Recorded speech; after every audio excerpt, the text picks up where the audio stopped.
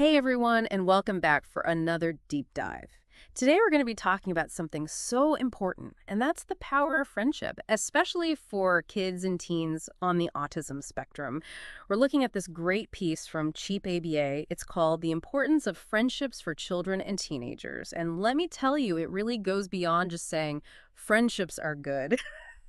We always say that friendships are important, but this article really digs into why they're so crucial. It really does. You'll see this theme throughout of belonging, and it's not just about fitting in, it's about feeling seen for who you are and feeling valued, which, when you think about it, is important for anyone, but especially for kids on the spectrum who might already feel a bit like they're on the outside. That's such a good point. And it's not even just about feeling good, right? The article talks about how friendships help kids develop all those essential social and emotional skills, like navigating social situations, seeing different perspectives, even just learning how to manage their emotions. It's like they're getting real world practice for life. It's true. Yeah, it's like their first experience with collaboration and negotiation, even conflict resolution. Mm-hmm. And these are skills that they'll use throughout their lives, not just in childhood. Yeah, Think about it. Workplaces thrive on these skills. totally. This reminds me of when I was younger, I was so shy. But I had this friend, Sarah, and she was always so welcoming, and she really helped me come out of my shell. She taught me how to approach other kids and make friends, and honestly, it's like she unlocked something in me. What a fantastic example. And you touched on something really important there that the article emphasizes as well.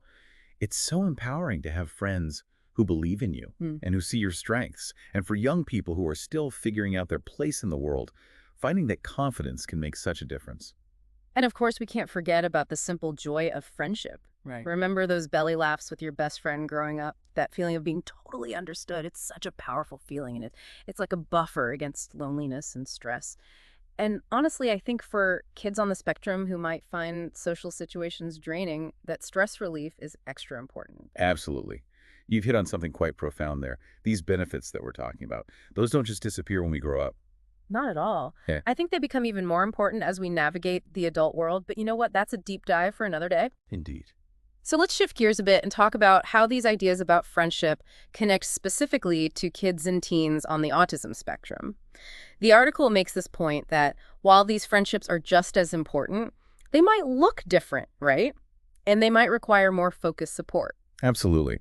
It really emphasizes that the need for connection is universal, but how that connection looks can really vary from person to person. And that's especially true for people on the spectrum. That's something I hadn't really considered before reading this, but it makes total sense. Some kids might feel most comfortable in smaller groups while others might thrive in larger settings. Recognizing those individual needs and preferences is so key. We can't just try to force everyone into the same box. It's like we're talking about personalized approaches to friendship, which makes a lot of sense because everyone is different. Exactly. And that's where understanding the specific social challenges that some autistic individuals might face becomes so important. And it's not about trying to change who they are, but about giving them the tools and the confidence to navigate those interactions in a way that feels comfortable for them. You said it. And the article really dives into the nitty-gritty here.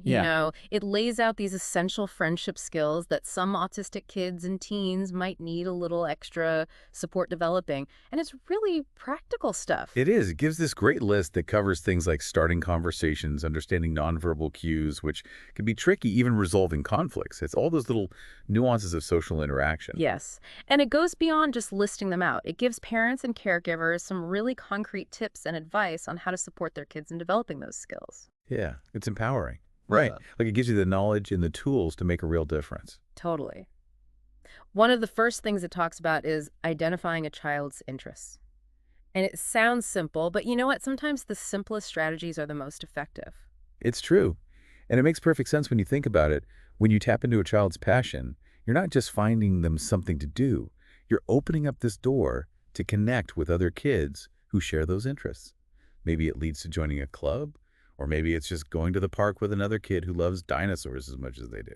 I love that. It's like this built-in common ground. And while we're on the subject of finding support, the article also talks about using community resources, which is something that I think a lot of parents, myself included, sometimes forget about. Oh, I agree. It's easy to feel like you have to do everything yourself, but there's a whole network out there. You've got your play groups, your clubs, your after-school activities. You just have to know where to look. Right. Don't be afraid to reach out and see what's out there. You never know what you might find. Now, another thing the article mentioned that I wanted to touch on is inviting friends over for play dates or just casual hangouts. I know that might seem obvious, but creating that comfortable and welcoming environment at home can make a world of difference. It really can. It takes some of the pressure off, Yeah. you know? Instead of having to navigate a new environment, they have that home court advantage. Exactly. And speaking of taking the pressure off, there was another great point in the article about planning activities, especially for younger kids. And it suggests focusing on things that are engaging and maybe a little more structured, especially for kids who might find open-ended play a bit overwhelming. That makes sense. When you think about it, providing some structure takes the pressure off those spontaneous social interactions, which can be a game changer for some kids. It's like you're giving them a safety net. Yeah. And that actually brings us to a point I found really interesting about how the article talks about the unique challenges and opportunities for teenagers, especially how it highlights online platforms as a way for neurodivergent teens to connect. Which is so relevant these days, right? Like in a world that's becoming more and more digital, these online spaces can really be a game changer. You Yeah. know, it's like they offer this sense of community and belonging that some teenagers might not find as easily offline. It's like they're finding their people, but virtually. And it can be so empowering, right, to connect with people who just get you without all the pressure of having to interact in person. Exactly. And it opens up all these possibilities for friendship. And, while we're talking about creating these connections, it's important to remember it's not just about finding ways for autistic kids to connect with each other, but it's about fostering understanding and acceptance in the wider community, too. Mm. You know, the article really stresses how important it is to educate peers and collaborate with teachers so we can create a truly inclusive environment for everyone. I love that point. It's like we're shifting the focus away from trying to fix or change and moving towards understanding and celebrating neurodiversity instead, which benefits everyone in the long run, don't you think? Absolutely. And parents and caregivers can be incredible advocates here. It Yeah. starts with communication, like talking to teachers and working together to create a more welcoming and supportive environment for all kids. Yeah, it's about recognizing that everyone has their own unique strengths and challenges, and when we create space for those differences, everyone benefits. Couldn't have said it better myself. Yeah. And it all comes back around to that core message of the article, right? Like friendships are so valuable, not just for autistic children, but for everyone. And you know what? With the right support and understanding, we can empower all children to experience those benefits. It's a powerful message. It's like imagine a world where every child feels seen and heard and valued for exactly who they are. It's about creating a world where everyone feels empowered to connect with others and build those meaningful relationships. And it starts with us, right? Like in our own homes and communities and schools. So true. So what can we do in our own lives to foster that sense of inclusivity and understanding? It's definitely something I hope we'll all keep thinking about even after this deep dive ends. I couldn't agree more. Well, on that note, we've come to the end of another insightful deep dive.